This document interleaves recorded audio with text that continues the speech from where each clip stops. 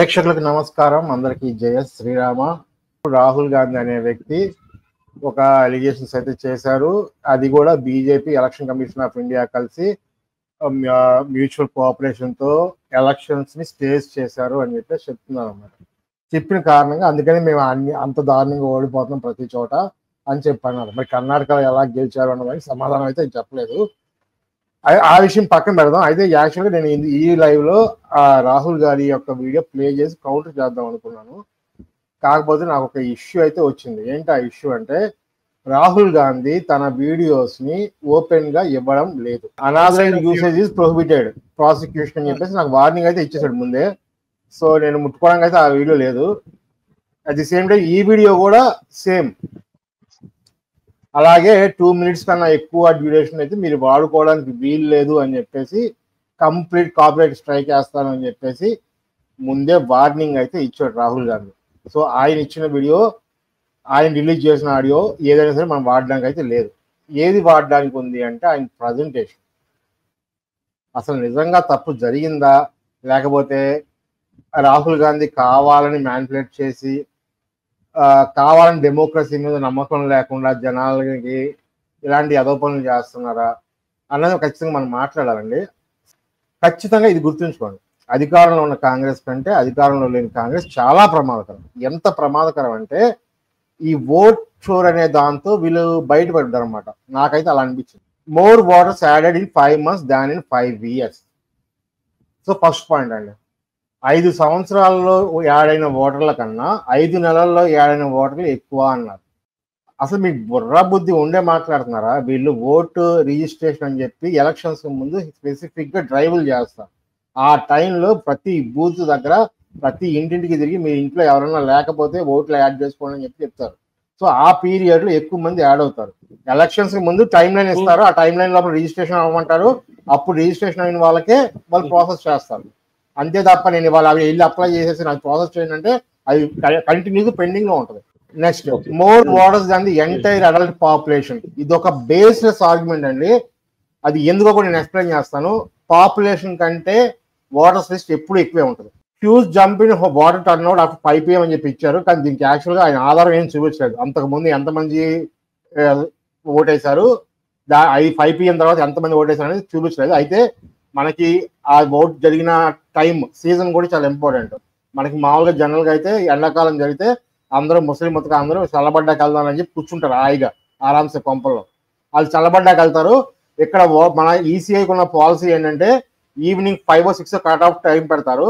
ఆ టైంలోపు వచ్చి లైన్లో నిలబడితే చాలు, అర్ధరాత్రి అయినా తెల్లారైనా ఓటు వేయిస్తూనే ఉంటారు, ఆపరు. ఆ టైంలో జస్ట్ లైన్లోకి వచ్చి నిలబడాలి అంతే. Evidence. EC refuse to share digital voter rolls. EC change the rules to restrict access to CCTV footage. ఇక్కడ అసలు వాటర్ రోల్స్ ఒక రాజకీయ పార్టీ అడిగితే వెంటనే ఇచ్చేయాలి. అది కూడా ఏంటంటే డిజిటల్ ఫార్మాట్ లో వాళ్ళకి మొత్తం కంప్లీట్ గా ఇచ్చేయాలి. ఇవ్వలేదు కాబట్టి ఈసీ తప్పు చేస్తుందా? వాటర్ ప్రైవసీని ఎవడు కాపాడేది? ఇక్కడ ఎవడు కాపాడతాడు? ఒక రాజకీయ పార్టీకి మొత్తం దేశంలో ఉన్న వాటర్ లిస్ట్ అంతా ఇచ్చేద్దాము, అదే పని బీజేపీ అడిగితే కాంగ్రెస్ వాళ్ళు ఒప్పుకుంటారా? గెట్ పోలింగ్ స్టేషన్స్ అని కొడతాము. స్క్రీన్ కనిపిస్తుందిగా మీకు? కనిపిస్తుంది. ఫైనల్ రోల్ అని కనిపిస్తుందా ప్రతి పోలింగ్ స్టేషన్ కి? అవును. ఇక్కడ ప్రతి బూత్ లో జస్ట్ ఫోటో లేకుండా మొత్తం కంప్లీట్ డేటా అంతా ఉంటుంది. Open to all digitalised data కనిపిస్తుంది కదా మీకు. నేను ఇప్పుడు తీసాను, మీ కళ్ళ ముందే మీ స్క్రీన్ లో నేను తీసాను. ఇప్పుడు మీరు ఏ పోలింగ్ స్టేషన్ తీయమంటారో చెప్పండి, తీస్తా. Digitalised data with EPIC number, including EPIC number.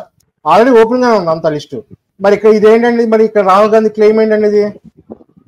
EC refuse to share digital voter rolls అని చెప్పేసి ఎవరివ్వలేదండి. ఇక్కడ నాకే వచ్చింది డేటా డైరెక్ట్ గా. నాకు ఏ పోలింగ్ బూత్ కావాలంటే ఆ పోలింగ్ బూత్ డేటా వచ్చింది. ఫొటోస్ ఒక్కటి ఉండవు. అది పబ్లిక్ గా ఇవ్వడానికి ప్రాబ్లమాటిక్ కాబట్టి ఫొటోస్ బయటకి ఇవ్వరు, ఓపెన్ గా ఇవ్వరు. అసలు ఫస్ట్ థింగ్, నా డేటాని నా పర్మిషన్ లేకుండా రాజకీయ పార్టీలకు ఇవ్వడం అనేది పెద్ద మిస్టేక్. అది అసలు ఇక్కడ ఓపెన్ గానే పెట్టారు. ఫోటో లేదు కాబట్టి నేను కొంచెం సంబాడ్ అగ్రీ అవుతుంది అండి. కానీ ఇక్కడ ఆల్రెడీ ఓపెన్ గా ఉన్న డేటాని నాకు డేటా ఇవ్వలేదు ఈసీ అని చెప్పి ఈసీ మీద ఎంత పెద్ద బ్లైండ్ గా వేసేది. కావాలని ఒక పెద్ద బ్లైండ్ గా వేసారు ఇక్కడ. EC refuse to share digital voter rolls అని చెప్పేసి కంప్లీట్ డేటాబేస్ యాక్సెస్ కావాలి వాళ్ళకి ఇవ్వాలా. destroy CCTV footage of process after 45 days election body to poll officers. 45 రోజులు అది డెస్ట్రాయ్ చేయమని అంటే ఇది ఆయన ప్రాబ్లం వచ్చిందంట. ఎందుకు డెస్ట్రా చేయమంది? మీకు అంత డౌట్ ఉంటే 45 రోజుల్లోపు అడగాలి. సింపుల్ కదా. పాయింట్, డిజిటల్ ఓటర్ రోల్స్ అనేవి ఆల్రెడీ పబ్లిక్ గా అవైలబిలిటీలో ఉన్న వాటిని మాకు ఇవ్వలేదు అన్నమాట ఈయన ఎందుకు అన్నాడు? ఇక్కడ మెషిన్ రీడబుల్ మహారాష్ట్ర లిస్ట్ అని చెప్పాడు కదండి. ఇది మెషిన్ రీడబుల్ కాకుండా ఎట్లాగైందండి? ఇలా కాదు, ఇది మెషిన్ రీడబుల్ కాకుండా ఎట్లాగైంది? నేను ఇప్పుడు రీడ్ చేసి చూపించినది సార్ మెషిన్ రీడ్, అది మీరు మెషిన్ కాదు కదా, ఇట్స్ నాట్ మెషిన్. ఇది కాపీ పేస్ట్ అవుతుందండి, కాపీ పేస్ట్ అయ్యే టెక్స్ట్. ఇక్కడ నేను మీకు కాపీ చేసి చూపిస్తాను, మీకు డైరెక్ట్ స్క్రీన్ మీద కాపీ చేసి చూపిస్తాను. అందరికీ కాపీ అవుతుంది data. EC refuse to share digital voter rolls అని ఉంది. వాళ్ళు ఏమని ఇచ్చారంటే మెషిన్ రీడబుల్ ఫార్మాట్ లో కూడా మాకు ఇవ్వలేదు, పెద్ద 7 అడుగులు పేపర్ల కట్ట చూపించి మాకు కట్టించారు, ఇందులో చెతుక్కోమన్నారు, అవి మెషిన్ రీడ్ అవ్వట్లేదు అని అన్నారు. ఒక్క ఫోటో తప్ప కంప్లీట్ డేటా ఆన్లైన్ లో ఫ్రీగా పెట్టేసింది ఈసీఐ. ఎప్పటి నుంచో, నా చిన్నప్పటి నుంచి పెట్టింది. వీళ్ళ సైట్ వెబ్సైట్ మొదలు పెట్టింది దగ్గర నుంచి. సో వీళ్ళంతా ఓన్ గా ఇన్వెస్టిగేషన్ స్టార్ట్ చేశారంట. ఇక్కడ మహదేవ్పురాలో 1,14,000 మెజారిటీ వచ్చింది కాబట్టి ఇది వాళ్ళకి రిడిక్యులస్ గా కనిపించింది. సో ఈ పాయింట్ వీళ్ళకి ఎక్కడైతే బాగా అసలు నచ్చలేదో ఆ పాయింట్ తీసుకుని అక్కడ ఏం తప్పు జరిగిందని ఇన్వెస్టిగేషన్ చేశామని చెప్పారు. ఇక్కడ ఛాలెంజ్ చేసి చెప్తున్నానండి. ఇక్కడ రాహుల్ గాంధీ ఈ నియోజకవర్గం మహదేవ్పురా అనే నియోజకవర్గం తీసుకున్నాడు కదా, ఇవి ఇప్పుడు ఇక్కడి నుంచి కంటిన్యూ చేసే ప్రతి పాయింట్ కాంగ్రెస్ గెలిచిన వాటిల్లో కూడా చెల్లుతాయి. ప్రతి పాయింట్, ఎవ్రీ పాయింట్ కాంగ్రెస్ గెలిచిన ప్రతి అసెంబ్లీ నియోజకవర్గంలో కూడా, ప్రతి లోక్సభ నియోజకవర్గంలో కూడా ఈ పాయింట్స్ అన్ని వ్యాలిడే. ఎలాగో మీకు చూపిస్తాను. సో ఇక్కడ మొత్తం ఇక్కడ మెజారిటీ ఎంత డిఫరెన్స్ కనిపించింది, 1,14,000.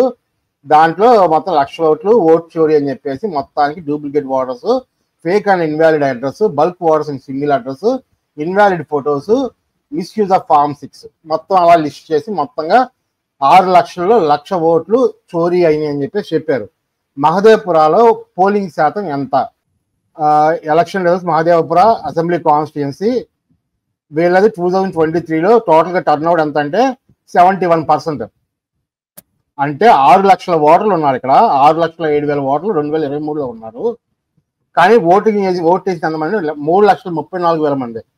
ఆ డిఫరెన్స్ ఎంత? అది 6,07,000 నుంచి 3,34,000 తీసేస్తే 2,73,000 మంది ఓటేయలేదు. సో ఇక్కడ మీరు చెప్పిన 1,00,000 మంది ఓటేశారన్న గ్యారంటీ ఏది? ఇక్కడ 1,00,000 మందిని చూపించారు, ఆ ఓటేశారన్న గ్యారంటీ ఏది? ఎవరు? మీరు ఎక్కడి నుంచి తీయాలి ఆ డేటాని? మీ దగ్గర ఉన్న మీ పోలింగ్ బూత్ ఏజెంట్ల దగ్గర ఉన్న కాపీల నుంచి ఎంతమంది ఓటేశారు, ఇందులో ఇక్కడ హైలైట్ చేసిన వాళ్ళు ఎక్కడెక్కడ ఓటేశారు అనేది డేటా కంపేర్ చేసుకోవాలి. అదేమీ చేయకుండా కేవలం ఒక 4 బూతుల్లో ఆయన పేరు ఉంది కాబట్టి ఆయన బ్లేమ్ చేయడం, ఈసీని బ్లేమ్ చేయడం, ప్రజాస్వామ్య వ్యవస్థనే బ్లేమ్ చేయడం అనేది శుద్ధ తప్పదు. ఈ డూప్లికేట్ ఓటర్స్ల విషయం ఏంటంటే, ఇప్పుడు నేనున్నాను, మా ఊరు కృష్ణా జిల్లాలో నాకు ఆల్రెడీ ఓటు ఉంది. నేను తర్వాత నా ఉద్యోగ రీత్యా హైదరాబాద్ వెళ్ళాను, తర్వాత వైజాగ్ వచ్చాను. నాకు హైదరాబాద్ లోనూ ఓటు ఉంది, వైజాగ్ లోనూ ఓటు ఉంది. నా ఓటు తీయమంటే వాళ్ళు ఎవరు తీయడానికి ఒప్పుకోరు. నేను ట్రాన్స్ఫర్ పెట్టాను. నేను ఇంతకుముందు ట్రాన్స్ఫర్ పెడితే నాకు ఒక రిజెక్ట్ చేస్తారు. ఎందుకంటే ఇక్కడ మనం ఓటు తీయాలి అంటే కన్ఫామ్ గా అక్కడ ఉన్న ఏజెంట్స్ ఒప్పుకోవాలి. దానికి 30 days నోటీస్ టైం ఇస్తారు. ఆ నోటీస్ టైంలో ఎవరికైనా అబ్జెక్షన్స్ ఉంటే వచ్చి చెప్పాలి. వాళ్ళు దేనికి ఒప్పుకోరు ఓటు తీయడానికి. ఎందుకు ఒప్పుకోరు అంటే, ఒకవేళ ఏదైనా అవకాశం ఉండి బై ఎలక్షన్స్ జరిగితే వేరే చోట్ల ఉన్న వాళ్ళని కూడా పిలుచుకురావచ్చు. ఫర్ ఎగ్జాంపుల్ ఇప్పుడు నేను వైజాగ్లో ఉన్నా, నాకు వైజాగ్లో ఓటు ఉంది. అలాగే నా పుట్టినూరైన కృష్ణా జిల్లాలో కూడా ఓటు ఉంది. ఒకవేళ సడన్ గా అక్కడ ఎమ్మెల్యే సీటుకి బై ఎలక్షన్ ఏదైనా వచ్చింది అనుకోండి, వాళ్ళు నాకు ఫోన్ చేసి, మా చుట్టాలు నాకు ఫోన్ చేయించి డబ్బులు ఇస్తాం బాబు వచ్చి మాకు ఓట్లు వేయండి అని చెప్పి అడుగుతారు. అందుకని ఆ ఓట్లను తీయనివ్వరు. అది ఒక బీజేపీయో ఎవరో కాదు, అన్ని పార్టీలు చేస్తున్న పనే. ఎవరు డబ్బు ఇస్తే వాడు వేస్తాడు. ఇంకొకటి, ఇప్పుడు నేను ఇల్లు మారా, ఒకటే నియోజకవర్గమో లేకపోతే 2 నియోజకవర్గాలు విన్నాను అనుకోండి, ఇల్లు మారాను, నాకు పాత అడ్రస్ లో ఓటు ఉంది. కానీ కొత్త అడ్రస్ లోకి వెళ్ళిన తర్వాత ఆడు ఇంటికి వస్తాడు, ఓట్లు ఈ క్యాంపెయిన్ రన్ చేయడానికి వస్తాడు. మీకు ఇక్కడ ఓటు లేదు కానీ మీకు ఓటు ఇస్తామని చెప్పి ఇచ్చేస్తారు. వాళ్ళు వెరిఫికేషన్ చేయరు, ఏమీ చేయరు. నాకు 2 చోట్ల డబ్బులు వస్తుంది. అక్కడ డబ్బులు ఇస్తాడు, ఇక్కడ డబ్బులు ఇస్తాడు ఓటు వేసినందుకు. మన దగ్గర ఉందిగా ఓటింగ్ నోటు. సో 2 చోట్ల తీయను నేను, నాకు 2 చోట్ల డబ్బులు వస్తున్నాయి కాబట్టి. అది డూప్లికేట్ ఓటర్స్ ఎలా అవుతుంది? అది వాళ్ళు యాక్చువల్ గా పోలింగ్ బూత్కి వెళ్ళి ఓటు వేస్తే, 2 చోట్ల ఓటును వినియోగిస్తే అది తప్పు. 2 చోట్ల పేరు ఉంటే తప్పు కాదు. అది మన ఇండియాలో ఎప్పటి నుంచో ఉన్న సిస్టమ్ ఇది, ఇప్పుడు కొత్తగా వచ్చిన సిస్టమ్ ఏం కాదు ఇది. అర్థమైంది అనుకుంటున్నాను ప్యానల్. ఈ డూప్లికేట్ ఓటర్స్కి సంబంధించి 11,000 మంది పేర్లు ఉండడానికి కారణం ఏంటంటే ఇదే రీజన్ అండి. వాళ్ళు ఇళ్ళు మారుతూ ఉంటారు. మారినప్పుడు ఒక నియోజకవర్గం నుంచి ఇంకో నియోజకవర్గానికి, ఒక బూత్ నుంచి ఇంకో బూత్కి మారుతూ ఉంటారు. ఆ కొత్త బూత్ లో కూడా వీళ్ళకి ఓటు ఇస్తారు కానీ పాత బూత్ నుంచి తీయరు. ఎందుకంటే బై ఛాన్స్ ఎవరు తీరు, ఎలక్షన్ కమిషన్ తీయకుండా ఉండదు, వాళ్ళు తీయాలని చూస్తారు. కానీ ఈ బూత్ ఏజెంట్ ఉంటారే వాళ్ళు ఒప్పుకుంటారు. ఫేక్ అండ్ ఇన్వాలిడ్ అడ్రస్, అసలు ఇది నాకు అర్థం కాదండి. అడ్రస్ 0 ఉంటే నేరమా తప్ప? నాకు అర్థం కాలేదు ఆ విషయం. మీ పల్లెటూరులో ఎంతమంది డోర్ నెంబర్లు ఉన్నాయండి? అడ్రస్ 0 ఉంటే తప్ప, అది వాళ్ళ అడ్రస్ వాళ్ళకి తెలియదు, అందుకని ఓటు హక్కు ఇవ్వరా? ఇప్పుడు మీ ఓటర్ ఇంటికి మీరు ఎక్కడో ఒక చోట ఉన్నారు, అక్కడ వచ్చారు, మీ డోర్ నెంబర్ మీకు తెలియదు, మీకు ఓటు హక్కు నిరాకరించాలా? మీ ఆధార్ కార్డు ఇచ్చారు, మీ ఆధార్ కార్డు ప్రకారం అందులో డోర్ నెంబర్, అందులో ఉన్న అడ్రస్ వేరే అడ్రస్ ఏదో ఉంది, బెంగళూరు అడ్రస్ లేదు, ఓకేనా? మీరు ఆధార్ కార్డు ఇచ్చారు, మీరు భారతదేశ సిటిజనే, మీకు ఓటు హక్కు ఇవ్వాలా వద్దా? డోర్ నెంబర్ లేదు కాబట్టి మీ ఓటు హక్కుని నిరాకరించాలా? అవునండి, అడ్రస్ ప్రూఫ్ భారతీయులు అంటే మీరు భలేవాళ్ళు. ఇక మరి అట్లయితే ఇక నేను భారతీయుని అని చెప్పేసి ఇప్పుడు ఏదో ఒక అడ్రస్ ప్రూఫ్ లో ఏదో ఒక ప్రూఫ్ లో అడ్రస్ అనేది కంపల్సరీ ఉంటుంది కదా. డోర్ నెంబర్ మ్యాండేట్ అని రూల్ ఎక్కడ ఉందండి? ఇంటికి హౌస్ ట్యాక్స్ వేయించుకుంటేనే డోర్ నెంబర్ వస్తుంది. హౌస్ ట్యాక్స్ వేయించుకోకుండా ఎందుకు లెక్క కట్టడం అని చెప్పి మనకి మున్సిపల్ వాళ్ళ వాటర్ సర్వీస్ అవసరం లేదనుకుంటే ఇన్ జనరల్ గా ఎవడో వేయించుకోడు. వాళ్ళు ఎప్పుడో వచ్చి మీకు ఇల్లు ఉంది ఎక్కడ అని చెప్పి వాళ్ళు బలవంతంగా మన నెత్తి మీద రుద్దాల్సిందే మున్సిపాలిటీ వాళ్ళు వచ్చి. అప్పుడు దాకా హౌస్ ట్యాక్స్ వేయించుకోడు ఎవరు. అలాంటి ఇల్లు 20-30% ఉంటాయి. వాళ్ళందరూ డోర్ నెంబర్లు ఎక్కడి నుంచి తీసుకురావాలి? డోర్ నెంబర్ లేవు కాబట్టి మనం ఇప్పుడు ఓటు హక్కు ఇవ్వం, అంతేనా? సో అడ్రస్ లో 0 అని ఉంది అంటే ఆ టైంకి వచ్చిన వాడు మీకు అడ్రస్ మీకు తెలియకపోయినా, ఏ కారణం చేతనా మీ అడ్రస్ మీకు తెలియకపోయినా, లేకపోతే మీ ఇంటికి డోర్ నెంబర్ లేకపోయినా, ఆడ ఆ ప్లేస్ లో ఏదో ఒకటి ఎంటర్ చేయాలి. ఆడు ఎంటర్ చేస్తేనే ఆ అడ్రస్ అనేది తీసుకుంటారు. అందుకని 0 ఎంటర్ చేస్తారు ఆ బూత్ ఏజెంట్. ఒకవేళ వాళ్ళందరికీ ఓట్లు ఇవ్వకపోతే ఎదురు తిట్టేది ఈడే, ఎవడో ఈ కాంగ్రెస్ అభ్యర్థి లేదా బీజేపీ అభ్యర్థి, వీళ్ళే తిట్టేది ఈసీని. మా వాళ్ళకి ఓట్లు ఇవ్వట్లేదు, మీరు కావాలని మీ అవతల పక్క వాళ్ళకి ఇస్తున్నారు. సింపుల్ అండి. ఇప్పుడు ఎమ్మెల్యే అభ్యర్థి కింద నిలబడతాడు ఎవడో, ఆడి దగ్గరికి వెళ్తారు వీళ్ళందరూ, కొత్తగా వచ్చిన వాళ్ళందరూ, అయ్యే మేము ఇట్లా కొత్త కట్టుకున్నాం, మా డోర్ నెంబర్ మాకు ఓట్లు ఇవ్వమంటున్నారు అని చెప్పి అడుగుతారు. ఆడి వెంటనే వీళ్ళందరూ నేర్చుకుని ఈసీ మీద పడతాడు వెళ్ళి. ఆ డోర్ నెంబర్ 0 పెట్టి వీళ్ళకి అందరికీ ఓట్లు ఇస్తారు. కబ్జా చేసిన ఏరియాలో డోర్ నెంబర్లు ఉంటాయా? ఉండవుగా. అది ఒక ఎగ్జాంపుల్. ఇక్కడ ఇవి ఎందుకు ఇన్వాలిడ్ పాయింట్స్ అనేది నేను చూపిస్తున్నానండి. Next the bulk waters in single address. ఇది యాక్చువల్ గా ఈ రిమూవల్ దగ్గర వచ్చిన ఇష్యూ అండి. ఇది ఒక్కొక్క దాంట్లో ఒకప్పుడు రాశారు, రాసిన తర్వాత వీళ్ళని రిమూవ్ చేయిస్తే వాళ్ళు ఒప్పుకోవట్లేదు. బూత్ ఏజెంట్స్ అనే వాళ్ళు ఒప్పుకుని సావరు. ఏ పార్టీ ఒప్పుకుని సావదు, అది కాంగ్రెస్ కూడా ఒప్పుకుని సావదు. ఈరోజు కాంగ్రెస్ కి అవసరం కాబట్టి బ్లేమ్ గేమ్ ఆడడానికి, ఈసీ మీద వేయడానికి ఇలాంటి పాయింట్లను తీసుకుని తప్ప, కాంగ్రెస్ గెలిచిన దాంట్లో, కాంగ్రెస్ గెలిచిన నియోజకవర్గాల్లో ఇదే స్టాట్స్ వేసి చూపించమని చెప్పండి, ఎగ్జాక్ట్ పర్సంటేజ్ డ్యూటీ ఖచ్చితంగా డ్యూటీ అండి. సేమ్ ఏ నియోజకవర్గం తీసుకోండి, ఈ మొత్తం స్టాట్స్ ఇలాగే ఉంటాయి. అక్కడ గెలిచింది ఎవరు అనేది అంత సంబంధం లేదు. ఇన్వాలిడ్ ఫొటోస్, ఆడు ఓసీఆర్ స్కాన్ చేసేటప్పుడు సరి చేసి సాగపోతే 4,000 వచ్చినాయి. ఎన్ని? 6 లక్షల్లో. అంటే 1% కూడా కాదు, 0.5% అంత వచ్చినాయి. అవి ఎప్పుడో చేసిన స్కాన్స్ అయ్యి ఉండొచ్చు, ఎప్పుడు చేస్తారో మనకు తెలియదు. అయ్యండి స్కాన్స్, ఆ స్కాన్ మిషన్స్ అవి పనిచేసి సాగపోవచ్చు, లేకపోతే ఆ స్కాన్ చేసే ఆపరేటర్కి సెట్టింగ్స్ సరి పెట్టడం చేత కాకపోయి ఉండొచ్చు. ఒక 4,000 వచ్చినాయి. ఇన్వాలిడ్ ఫోటోస్ అని పెట్టాడు. ఇన్వాలిడ్ ఫోటో ఎందుకు అయ్యింది? వాళ్ళకి ఇచ్చిన ఎపిక్ కార్డులో అది ఫోటో సరిగా లేకపోతే అప్పుడు అది ఇన్వాలిడ్ ఫోటో అవుతుంది. వీళ్ళకు దగ్గర ఉన్న లిస్టులో ఫోటో లేకపోతే ఇన్వాలిడ్ ఎలా అవుతుంది? And last and final, misuse of form 6. ఇది మేజర్ అండి. ఫేక్ అండ్ ఇన్వాలిడ్ అడ్రస్ కూడా చల్లవయ్యి. మిస్యూజ్ ఆఫ్ ఫార్మ్ 6 లో ఏంటంటే 90 ఏళ్ల మహిళకు కూడా కొత్తగా ఇచ్చారు, అంత ఇవ్వాల్సిన అవసరం ఏంటి, అది తప్పు కదా, కావాలని ఈసీ ఏదో తప్పు చేసింది అని అంటున్నారు. అంటే ఇప్పుడు 90 ఏళ్ళు ఉన్న వాళ్ళకి కొత్తగా ఓటు హక్కు కావాలి అంటే నిరాకరించాలి. అదేనా మీరు చెప్పేది? ఇప్పుడు కాంగ్రెస్ గెలిచిన కర్ణాటకలో ప్రతి నియోజకవర్గానికి స్టాట్స్ వేస్తే సేమ్ స్టాట్స్ వస్తాయా రావా? వస్తాయండి. అందులో ఇంకా ఆప్షన్ లేదు. ఈ ఫేక్ అండ్ ఇన్వాలిడ్ అడ్రస్ లో వాటిని తీస్తాము అంటే ఈ బూత్ ఏజెంట్లు ఒప్పుకోరండి. ఇప్పుడు అలా కాదు. ఇప్పుడు ప్రతి బూత్ కి ఆ బూత్ లో మన వాళ్ళు ఎక్కువ ఉన్నారా, పరాయి వాళ్ళు ఎక్కువ ఉన్నారా అని తెలుస్తుంది అందరికి. ఫర్ ఎగ్జాంపుల్ ఇప్పుడు పోలింగ్ ఎగ్జాంపుల్ కింద చెప్తున్నాను. సేమ్ మహదేవపురాలో 100వ నెంబర్ బూత్ ఉందండి. అందులో కాంగ్రెస్ ఓటేసే వాళ్ళు ఎక్కువ మంది ఉన్నారు. అందులో నుంచి ఒక్క ఓటు తీస్తానన్నా కాంగ్రెస్ వాళ్ళు ఒప్పుకోరు. 102వ బూత్ నెంబర్ ఉంది, అందులో బీజేపీకి ఎక్కువ ఓటేసే వాళ్ళు ఉన్నారు. అందులోంచి ఒక్క ఓటు చేస్తానని బీజేపీ వాళ్ళు ఒప్పుకోరు. వీళ్ళందరూ ఒప్పుకుంటే తప్ప తీయడానికి అవుతుంది. సో నా అవసరం నాది, నేను హైదరాబాద్ లో ఓటు వేయాలనుకుంటున్నా. వీళ్ళు ట్రాన్స్ఫర్ పెడితే ఒప్పుకొని సావరు. ఇప్పుడు నా వయసు 40 అవని, 50 అవని, 90 అవని మూసుకుని ఫార్మ్ 6 పెట్టాల్సిందే. అందులోనూ ఇక్కడ ఈయన శకుని రాణి అని ఎవరో ఒక అమ్మాయిగా ఒక పెద్ద ఆవిడ పేరు చెప్పారు. ఆవిడకి 2 చోట్ల ఉంది అని చెప్పేసి అన్నారు. మీరు అబ్జర్వ్ చేస్తే నెల రోజుల గ్యాప్ లో 2 సార్లు ఫామ్ సబ్మిట్ అయింది. అది ఆవిడ సబ్మిట్ చేసిన అప్లికేషన్ ఒకటే అడ్రస్ పెట్టింది. ఆవిడ 2 అడ్రస్లు ఏం పెట్టలేదు, ఒకటే అడ్రస్ పెట్టింది. ఒక బూత్కి వెళ్ళింది, ఇంకో బూత్కి వెళ్ళింది, కానీ ఒకటే అడ్రస్. ఆవిడ ఓటు వచ్చిందో లేదో తెలియక 2 సార్లు అప్లికేషన్ పెట్టుకుంది, 2 అప్రూవ్ అయింది. లాస్ట్ మూమెంట్ లో వాళ్ళు పట్టించుకోకుండా అప్రూవ్ చేస్తారు, వెరిఫికేషన్ చేయరు, ఏమి చేయరు. ఎందుకు అంటే ధీమా, ఎక్కడైనా సరే ఒక చోట వేయగలరు కదా, 2వ చోట వేయలేరు కదా అన్న ధీమాతో వాళ్ళు అప్రూవ్ చేసేస్తారు. 2 చోట్ల వేయలేము. ఇంకోటి ఏంటంటే మనకు 2 చోట్ల ఉందని తెలిసినా సరే మనం తీయడానికి ఇష్టపడవు. ఎందుకంటే ఒక చోట ఒక పార్టీ వాడు 1000 ఇచ్చాడు అనుకోండి, ఇంకో చోట అదే ఇంకో 1000 వస్తుంది కదా. నాకు ఓటు నోటు మనకు తెలిసింది అందరికీ ఈ విషయం. సిస్టంలో సంస్థాగతంగా కొన్ని మిస్టేక్స్ అయితే ఉన్నాయి, లేవని నేను చెప్పలేదు. ఈసీఐఎంఏ పర్ఫెక్ట్ బాడీ అని చెప్పి నేను చెప్పట్లేదు. దాంట్లో మనకి ఎప్పటి నుంచో వస్తున్న మిస్టేక్స్ కంటిన్యూ అవుతూనే ఉన్నాయి. వాళ్ళు ఏమి ఇప్పుడు ఆధార్ కార్డు లింకప్ చేసి నీకు ఉన్న చోటనే ఇస్తాము, వేరే చోట ఇవ్వము ఇట్లా అంటే ఈ రాజకీయ నాయకులే ఒప్పుకుని సావరు. అది కాంగ్రెస్ బీజేపీయా తోటకూర అది అనవసరం. ఇక్కడ చెప్పిన పాయింట్స్ అన్ని ఇన్వాలిడ్ పాయింట్స్ అండి. ఇది కావాలని బురద జల్లడం ఈసీ మీద. ఏంటంటే ఈయన అధికారంలో రావట్లేదు కాబట్టి ఏదో విధంగా బురద జల్లాలి అని చెప్పి ఇది ఒక సిస్టమ్ తీసుకొచ్చారు. కానీ అక్కడ యాక్చువల్ గా మీరు మహదేవపురాలో అబ్జర్వ్ చేస్తే 2.5 లక్షల మంది ఓటే వేయట్లేదు. 6 లక్షల మందిలో ఆ 2.5 లక్షల మంది ఓటైన వాళ్ళు ఈ 1,00,000 మంది ఒకరు, మిగతా 1,50,000 మంది ఏమయ్యారు మరి? వాళ్ళు ఉన్నారు. ఇది same voter appears in multiple times in voter rolls అని చెప్పి ఇచ్చాడు. ఇక్కడ మీరు అబ్జర్వ్ చేస్తే ఇదిగోండి, ఇక్కడ మీరు ఇది ఎపిక్ నెంబర్ చూడండి. ఎపిక్ నెంబర్ జనరల్ సేమ్ ఉండకూడదు. SVF అని చెప్పేసి 525525 ఉంది. ఎపిక్ నెంబర్ మారిపోయింది.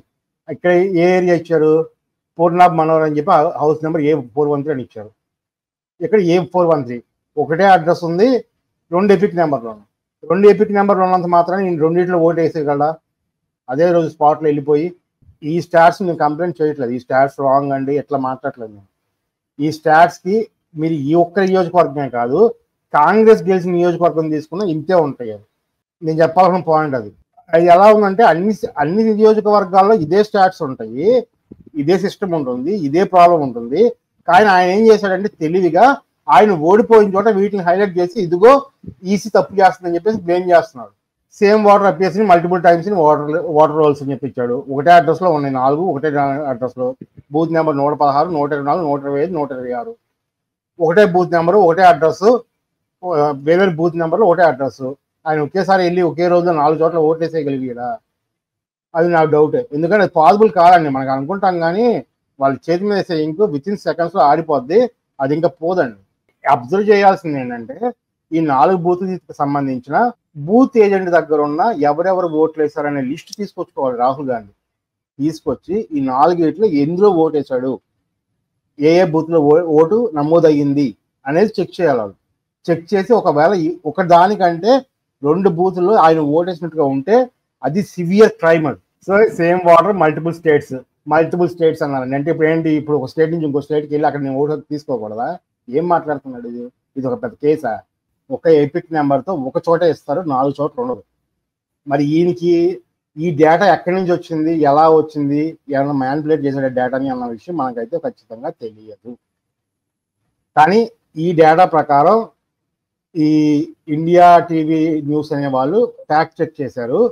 ఈ ఎపిక్ నెంబర్స్ వీళ్ళు వెతికినప్పుడు FPP 6437040 అనే దాన్ని వీళ్ళు వెతికినప్పుడు అది ఎక్కడ వీళ్ళకి కనిపించలేదు. What investigation found the website result no result found message for those states. ఏంటండి మరి వీడు ఒక చండాలమైనోడు. నిజంగా అసహ్యం వేస్తుంది నిజంగా. కనీసం అపోజిషన్ ఇప్పుడు గవర్నమెంట్ విసుగొస్తే కానీ అపోజిషన్ దగ్గర పోదాం అనుకుంటే ఆ పెంట కంటే ఏదో ఒకటి ఇదైనా బెటర్ ఏమో అన్న ఆప్షన్ నిలబడేట్లు చేసేస్తున్నాడు అపోజిషన్ అనేవాడు. అది నిజం అండి, అది వాస్తవం. యాక్చువల్ గా మనకి ఒకే పార్టీ 3 సార్లు గెలవడం అంటే ఖచ్చితంగా యాంటీ అవుతుంది, జనాల్లో యాంటీ అవుతుంది బీజేపీ. కానీ ఇక్కడ అపోజిషన్ సరైనది లేకపోవడం వల్ల మూసుకుని బీజేపీకి వేయాల్సి వస్తుంది. అది మాత్రం నిజం, వాస్తవం. అది మామూలుగా ఒక సిటీలోనే 10% ఇల్లు, బెంగళూరు లాంటి సిటీల్లో కూడా ఒక 10% ఇల్లు డోర్ నెంబర్లు అనేవి ఉండవు. 6 లక్షల ఓటర్లలో 40,000 మంది అంటే 10% కంటే చాలా తక్కువ. నెక్స్ట్ పాయింట్, ఇక్కడ ఈ బ్రూవరీ అనేది ఒకటి ఉంది, అందులో 68 ఓటర్లు ఉన్నారు అని చెప్పేసి ఒక ఎలిగేషన్ అయితే వేశారు. ఇది కమర్షియల్ ఎస్టాబ్లిష్మెంట్, అందులో ఓట్లు ఎందుకు ఇచ్చారు అనేది ఒక ఎలిగేషన్ అనమాట. సాధారణంగా ఈ బ్రోవరీస్ ఎలా పనిచేస్తాయి అంటే ఇన్ జనరల్ గా వాళ్ళు లేబర్ ని తెచ్చుకుంటారండి వేరే స్టేట్స్ నుంచి. ఎక్కడ చీప్ లేబర్ దొరికితే అక్కడ చీప్ లేబర్ ని తెచ్చుకుంటారు. ఆ లేబర్ ని తెచ్చుకున్నప్పుడు ఎవడో పొలిటీషియన్ గాడి చేసిన ఏదో పని మొత్తం ఆ బ్రోవరీలో వచ్చిన లేబర్ అంతాను తీసుకెళ్లి వాటర్ లిస్ట్ లో ఎక్కిస్తాడు. ఇది ఇన్వెస్టిగేషన్ చేయాల్సిన విషయం, ఖచ్చితంగా ఇన్వెస్టిగేషన్ చేయాల్సిన విషయం. ఆ బ్రోవరీలో ఎందుకు వాళ్ళు ఉన్నారు, కమర్షియల్ కాంప్లెక్స్ లో వాళ్ళు ఎందుకు ఉన్నారు, వాళ్ళకి ఎలా ఓటు హక్కు ఇచ్చారు అన్నది ఇన్వెస్టిగేషన్ చేయాలి. ఎవరు చెప్తే చేశారు అనేది. ఈ ఓట్లు ఎప్పుడు ఆడని తెలియదు మనకి. ఈ ఒక్కదాన్ని స్పెసిఫిక్ గా చూపించారు. ఇది లోకల్ గా జరిగిన ఇష్యూ, ఇది మాస్ లెవెల్ లో జరిగిన ఇష్యూ కాదు.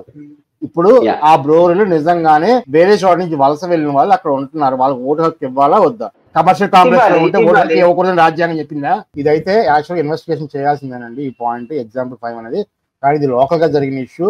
దీనికి బాధితులైన వాళ్ళు అక్కడ నిజంగా ఒకవేళ ఈ మైగ్రెంట్ పీపుల్ లేకపోతే అక్కడ నిజంగా నివాసం లేకపోతే కనుక ఖచ్చితంగా యాక్షన్ తీసుకోవాలి. అంతే తప్ప ఇక్కడ నివాసం ఉంటున్నా సరే వాళ్ళకి ఓటు హక్కు ఇవ్వడం అనేది ఇవ్వడం అని చెప్పడం, లేకపోతే వీళ్ళకి ఎందుకు ఇచ్చారని క్వశ్చన్ చేయడం తప్పదు. ఎందుకంటే మన రాజ్యాంగం ప్రకారం భారతీయ పౌరుడు ప్రతి ఒక్కరు 18 ఏళ్ళు దాటితే వాడికి ఓటు హక్కు ఉండాల్సిందే, వాడు అడిగిన చోట ఇవ్వాల్సిందే. ఇన్వాలిడ్ ఫోటోస్ అండి, ఇది అసలు నిజంగా డేటా ఎంట్రీ మిస్టేక్. దీన్ని హైలైట్ చేసి ఒక ప్రతిపక్ష నాయకుడు ఎంత హెవీగా చూపిస్తాడని నేను ఎక్స్పెక్ట్ చేయలేదు. నిజంగా డేటా ఎంట్రీలో ఈ రిజల్యూషన్స్ అనేవి ఒక్కోసారి ఇష్యూ అవుతుంది, చాలా సార్లు అయ్యింది, ఇప్పుడు కొత్తగా అవుతుందేం కాదు ఇది.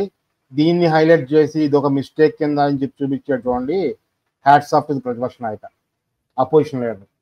ఎంత చెత్త అపోజిషన్ లీడరు నాకు తెలిసి నాకు రాజకీయాలు తెలిసిన దగ్గర నుంచి ఎప్పుడు చూడలేదండి. ఇంత చెత్త, పరమ చెత్త. ఒక డేటా ఎంట్రీలో జరిగిన మిస్టేక్ని పట్టుకుని ఏకంగా ఈసీని బ్లేమ్ చేశాడు ఈయన. మిస్యూజ్ ఆఫ్ ఫార్మ్ 6 మనం ఆల్రెడీ చెప్పామండి. మనం మైగ్రేషన్ ఫార్మ్ 7 వాడితే వాళ్ళు యాక్సెప్ట్ చేయట్లేదు. ఈ బూత్ ఏజెంట్లు, ఈ రాజకీయ నాయకులకు సంబంధించిన బూత్ ఏజెంట్లే వాటిని రిజెక్ట్ చేస్తున్నారు. సో మనం మళ్ళీ వెళ్ళి క్వశ్చన్ చేస్తే అయ్యాక మాకు అది అప్రూవల్ అవ్వట్లేదు, అయితే మీ ఊరెళ్ళి అప్రూవ్ చేయించుకోండి లేదా కొత్తగా పెట్టుకోండి అని చెప్తున్నారు. మనం సొంతూరు అనుకోండి, ఆబ్వియస్ గా మన లోకల్ లీడర్ ఉంటాడు, వాడికి మనం ఎవరో తెలుసు, మన ఇంటి పేరు చూసి చెప్పేస్తాడు, ఇది నా ఓటు వేసేసి నాకే ఓటు వేసేవాడు. వెంటనే పరిగెత్తుకుంటే వెళ్తాడు, ఈ ఓట్లు తీయొద్దండి మా వాళ్ళు ఇల్లు ఎందుకు చేస్తారు మీరు, ఎక్కడో ఉంటాడు, ఉంటే ఉన్న తర్వాత ఏదో రోజు తిరిగి రాకుండా పోతాడా, సొంతూరు ఇది ఎలా చేస్తారు, తీయొద్దని చెప్పేసి అబ్జెక్షన్ చేస్తారు. సో అప్పుడు నాకు వచ్చే పరిస్థితి ఏంటంటే, నేనున్న సిటీ అది బెంగళూరు కానీ హైదరాబాద్ కానివ్వండి, ఖచ్చితంగా ఇల్లు కొత్తది అప్లై చేసుకోవాల్సిందే. 70 ఏళ్ళ ఆ పెద్ద ఆవిడకి మొత్తానికి ఎందుకు వచ్చిందో, బెంగళూరుకి వచ్చింది 70 ఏళ్ళ వయసులో, ఇక్కడ ఓటు హక్కు లేదని ఆవిడకి 2 సార్లు ఒకరు తెలియకుండా ఇంకొకరు ఓటు హక్కు ఇస్తే దాన్ని హైలైట్ చేసి చూపించారండి. అందరూ లైక్ చేయండి, సబ్స్క్రైబ్ చేయండి, ఛానల్ మెంబర్షిప్ తీసుకోండి ప్లీజ్. ఎందుకంటే ఛానల్ మెంబర్షిప్స్ ఎక్కువ ఉంటే వాళ్ళ ఛానల్ ఎక్కువగా ప్రమోట్ చేస్తున్నారని చెప్పి నాకు చెవిలో పడింది, అందుకే అడుగుతున్నాను. అలాగే అది నాకు ఇండైరెక్ట్గా క్విజ్కి కూడా హెల్ప్ అవుతుంది. సో ప్లీజ్ హెల్ప్ చేయండి, ఛానల్ సపోర్ట్ చేయండి. జై శ్రీరామ్, జై హో భారత్.